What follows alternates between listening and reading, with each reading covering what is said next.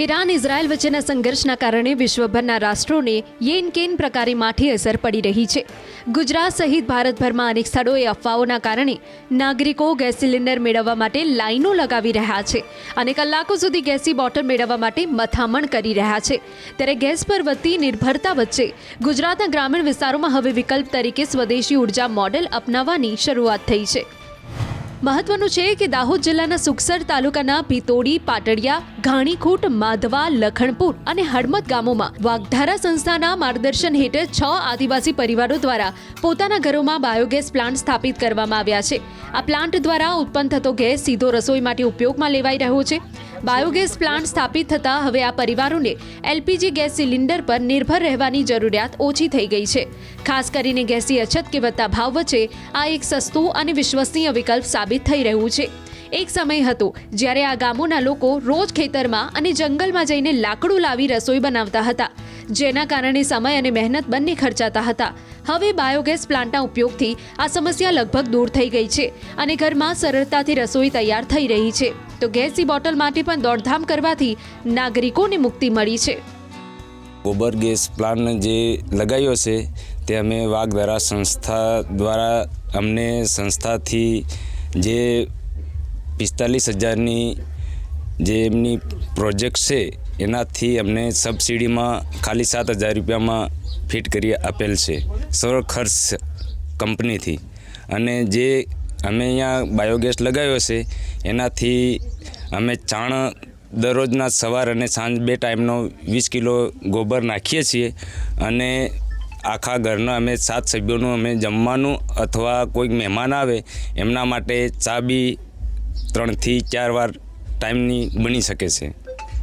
આજે ગોબર ગેસનો જે ઉપયોગ કરો છો એનાથી શું ફાયદા થઈ રહ્યા છે? એનાથી ફાયદા એ છે કે જે અમે પ્રાકૃતિક ખેતી વિશે બી એના છાણનો ઉપયોગ કરી શકીએ છીએ ખેતરમાં, અને શાકભાજી હોય એનાથી બી ઉપયોગ કરી શકીએ છીએ। મરચાં, ટામેટાં, રીંગણ, ગવાર અને ભીંડામાં 3 માસથી અમે એલપીજી સિલિન્ડરનો બોટલ લાવ્યા જ નથી અને આ 3 માસથી અમે આ બાયોગેસ પ્લાન્ટથી જમવાનું અને ચા નાસ્તાનો ઉપયોગ કરીએ છીએ।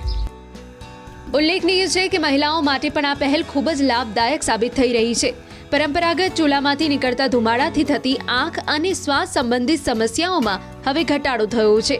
સ્વચ્છ અને ધુમાડા વગરની રસોઈ વ્યવસ્થા તેમજ આરોગ્યપ્રદ જીવન તરફ લઈ જઈ રહી છે। લાકડાની માંગ ઓછી થતાં વૃક્ષોના કટાણમાં ઘટાડો થાય છે અને જંગલોનું સંરક્ષણ શક્ય બને છે।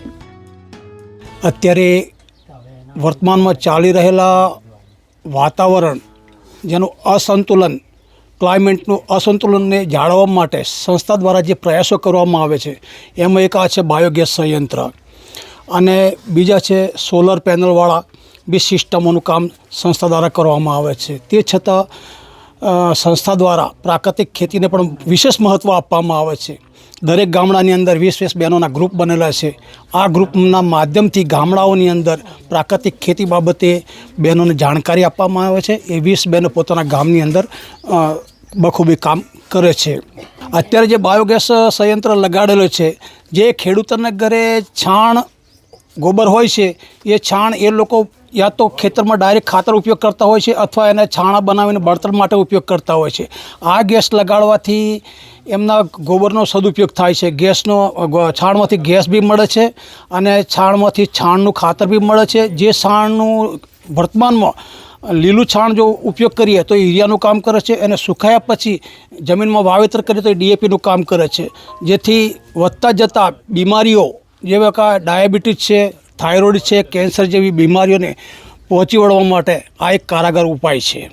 છેલ્લા કેટલાક સમયથી જે ગ્રામ્ય વિસ્તારોની અંદર વાગધારા સંસ્થા દ્વારા ગોબર ગેસ ઇમ્પ્લિમેન્ટ કરવામાં આવી રહ્યું છે અને અત્યારે અમે ઊભા છીએ ઘાણીખૂટ ગામની અંદર અને ઘાણીખૂટ ગામની અંદર આપણે દ્રશ્ય બતાવીશ કે જે આ પ્રકારે ગોબર ગેસ પ્લાન્ટ ઇમ્પ્લિમેન્ટ કરવામાં આવ્યું છે, જ્યાં એક તરફથી અહીંયા જે ગોબરને મૂકવામાં આવતું હોય છે, સવાર સાંજ જે પશુધનમાંથી નીકળતું ગોબર છે તે ગોબરનો ઉપયોગ કરવામાં આવી રહ્યો છે। ગ્રામ્ય વિસ્તારની અંદર જે પશુધનના અંદરથી જે ગોબર નીકળતું હોય છે તે આ ગોબર જે અંદર જતું હોય છે અને અંદર જ્યાં બાદ આ પાઇપલાઇન છે, પાઇપલાઇન દ્વારા સીધું ઘરની અંદર જતું આવતું હોય છે અને ઘરમાં જે ગેસનો ઉપયોગ થતો હોય છે. ત્યારબાદ એની એક અન્ય વિશેષતા તો એ છે કે ગોબરના કારણે ગેસ તો મળી રહ્યો છે, પરંતુ ગોબરના કારણે જે પ્રાકૃતિક ખેતી તરફથી એક નવો પહેલ કરવામાં આવી રહ્યો છે. હું આપને દ્રશ્ય બતાવીશ કે આ પ્રકારે જે અહીંયા ગોબર ગેસમાંથી ગોબર ઇમ્પ્લાન્ટ તો થઈ રહ્યો છે, ગેસ બની રહ્યો છે, પરંતુ ગેસ બન્યા બાદ અહીંયાથી જે વેસ્ટ ગોબર નીકળી રહ્યું છે તે વેસ્ટ ગોબરને પાણી સાથે મિક્સ કર્યા બાદ જે અહીંયા ખેતરની અંદર છોડવામાં આવતું હોય છે, તેના કારણે પ્રાકૃતિક રીતે ખેતી પણ થઈ રહી છે.